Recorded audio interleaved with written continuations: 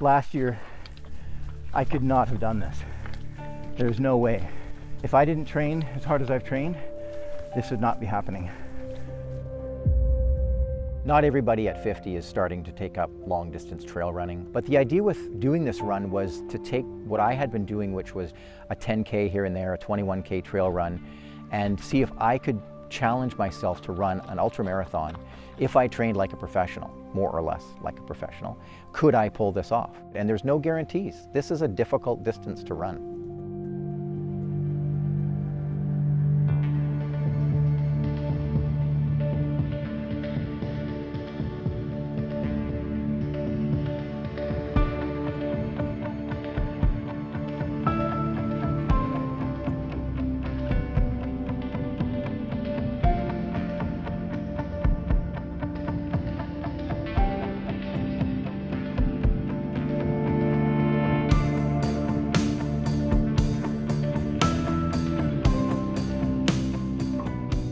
Putting together a strong training plan, both from a running perspective and from a strength perspective, is going to be really important because staying injury-free is going to be key, as well as being able to accomplish that distance.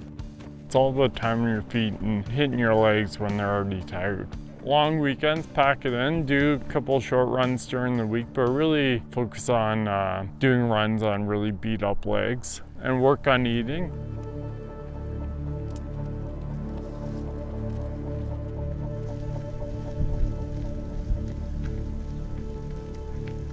A 50-miler is typically not a distance that you can do off the couch. It's typically not something that you can just show up and grit your way through and hope for the best. There's no faking it at that point, and training is completely necessary, and staying consistent and taking a long approach to what ends up being a short-term goal. And you need to put in a lot of time to accomplish that goal on that day, but especially when you're talking longer distances on foot.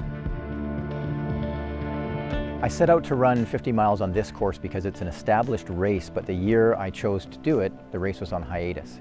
It's an important historic trail for Canada because it is the HBC Heritage Trail. It was the key route into the interior of British Columbia back in the middle of the 1800s. It's an interesting trail because of the history, but it's also just a beautiful spot.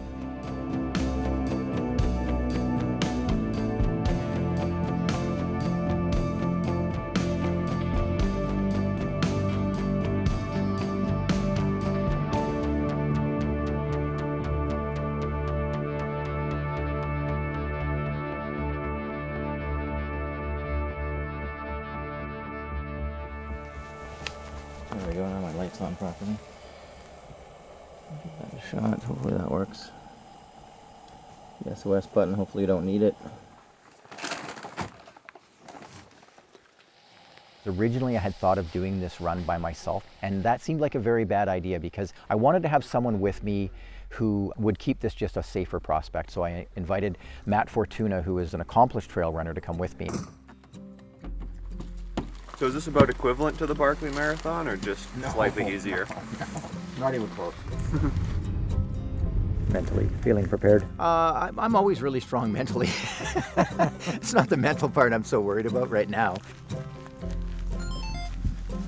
Give Matt one of these cameras. I won't be running with two cameras. When I met up with Matt Fortuna at the Yakima Skyline run, right away I knew that this was the guy I was going to invite to come on the run because there were very few other people I knew who I could say, how would you like to run 80K with me in the mountains? And they could do it. One of the first things that you have to do in this run is cross the Tulameen River. It's dark, your feet are going to get wet, and it's sort of like breaking the ice, so to speak.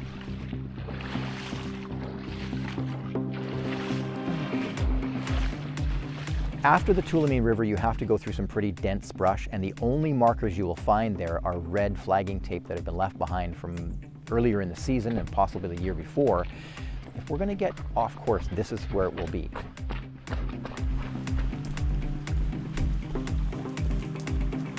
Onto the single track. Hill climb, just past 69K.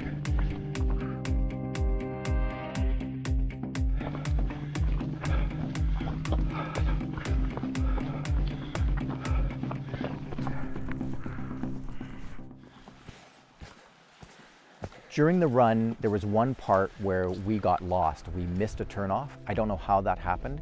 And that's when I started thinking, so this is how things can go sideways very, very quickly. Is this where we came from? This is the trail? Yeah, this is the turn we missed. In here. Right here. There it goes. How did we miss that? Yeah, well, it's a tight turn. Definitely some critters hanging around here. Yeah, it looks like something's been through here. Yeah. Hola!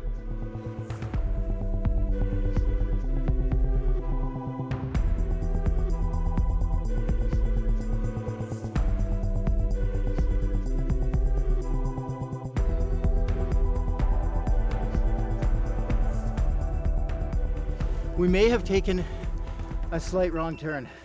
Matt was going to run ahead to alert you guys, and we realized we were probably still a ways away. We did some pace calculating too, though, to make sure, and we were like, 3 hours would have been a pretty fast uphill run. Yeah, it was mostly uphill. It was nice to see you guys here. This is great what you've set up. This is really awesome. So we're just going to keep running. Going into this run, I really didn't know what to expect, because at the very beginning when I started telling people I'm going to run 50 miles in the mountains in challenging terrain, they really were surprised. That's really difficult. People in the ultramarathon world, you know, it's a training run, but it's still a difficult, challenging run. It's the great unknown. You don't know what to expect if you've never run this. 52. I got rid of the bear spray. I'm glad I did that. Matt's going to carry it. Good to have it handy, as you probably know if you're running the trails, but I feel a little better now. More freedom of movement. Not banging on his stomach anymore. Yeah. When I came up here in 2016 with my wife Erin, we were going through Conglomerate Flats, which is still 20k or so away from us. And we saw a very large bear. And we thought it might be a grizzly, and these people that just passed us here said they spotted a grizzly about a half K up ahead here, so that's what we're heading into. So we'll see how that goes. Blueberries. Look at all these blueberries. Sometimes the cows aren't so friendly. Hello, cow. You're good. A little bit of bear poo there. We're at 47 Ks.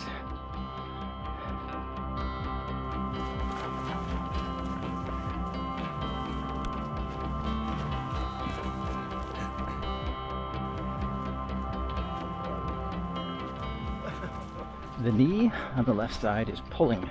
Could be like a IT band thing. So it hurts a bit, but everything else feels good. The hamstrings, the calves, shins, the attitude. So far, so good.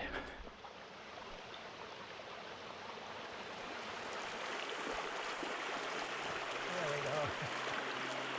Let's see, get that done. Podunk Creek, and then there's stuff here to use. Nice little display that people don't wreck, which is really cool.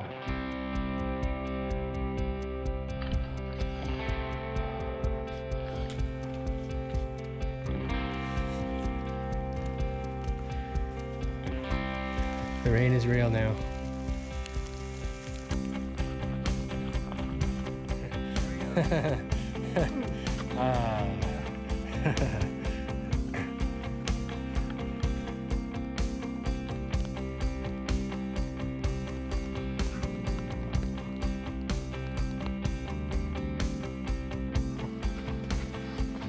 Just a couple of these.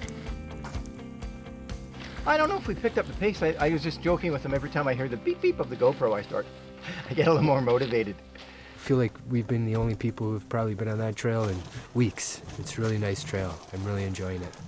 I'm gonna send a quick note, say I'm okay.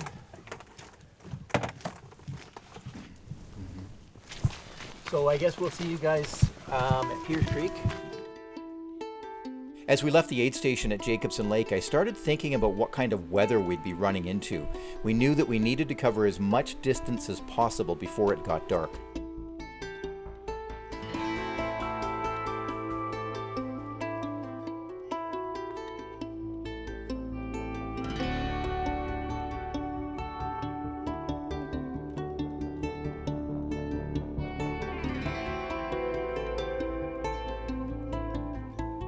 I've experienced fog on this section of trail before, but on a clear day, it's, in my opinion, one of the most scenic areas. You've got Palmer's Pond below and just endless mountain views in the distance.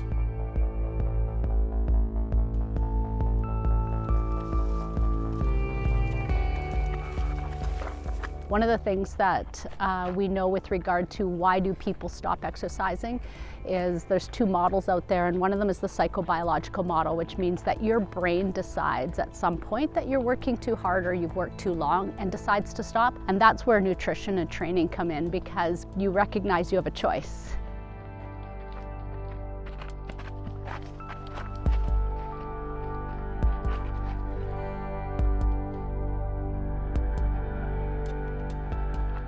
I just remember thinking, I've done everything I can to train for this.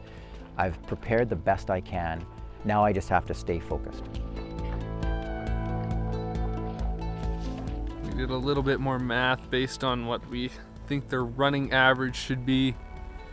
We're guessing that they should be here, according to our math, 5:30. Right now. Wouldn't that have been great?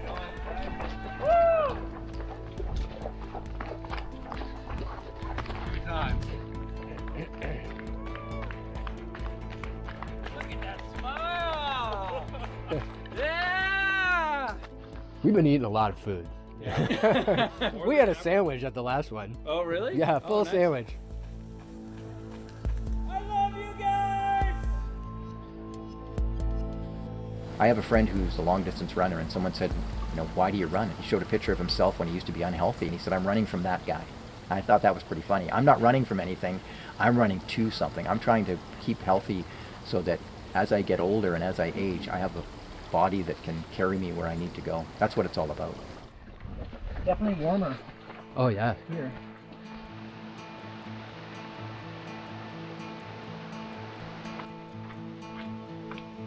We're almost at Quail Camp. We're making pretty good time, but under this canopy it's pretty dark. So we've had to bust out the headlamps.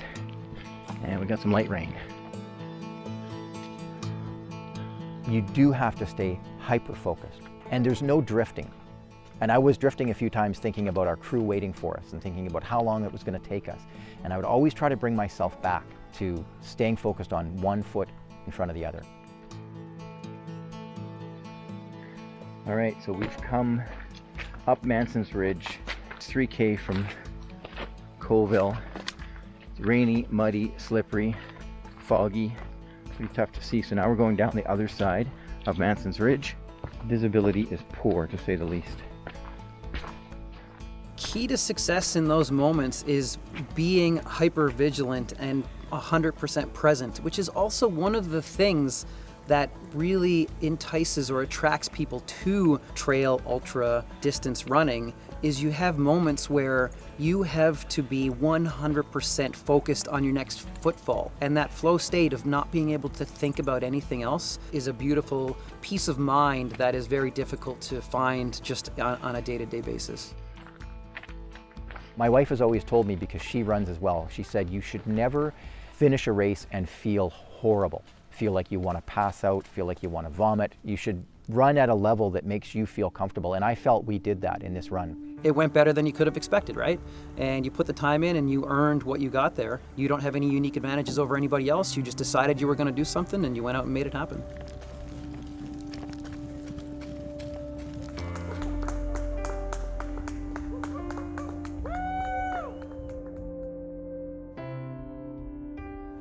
Even for a seasoned vet like me, I was whimpering out there for sure on that final climb.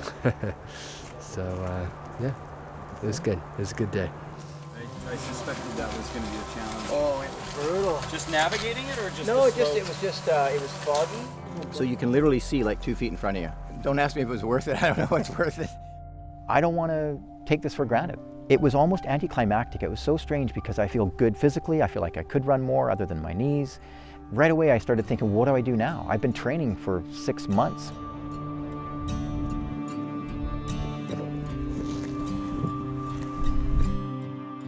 I didn't know if I could pull it off. There's no fanfare, it's just kind of like, and you're done. Here we go, cheers, 250. Cheers. So it was a bit strange, and I started to focus my attention on what I was going to do next. And I think that's what a lot of runners do, is what's the next challenge? What can I do to challenge myself in a different way?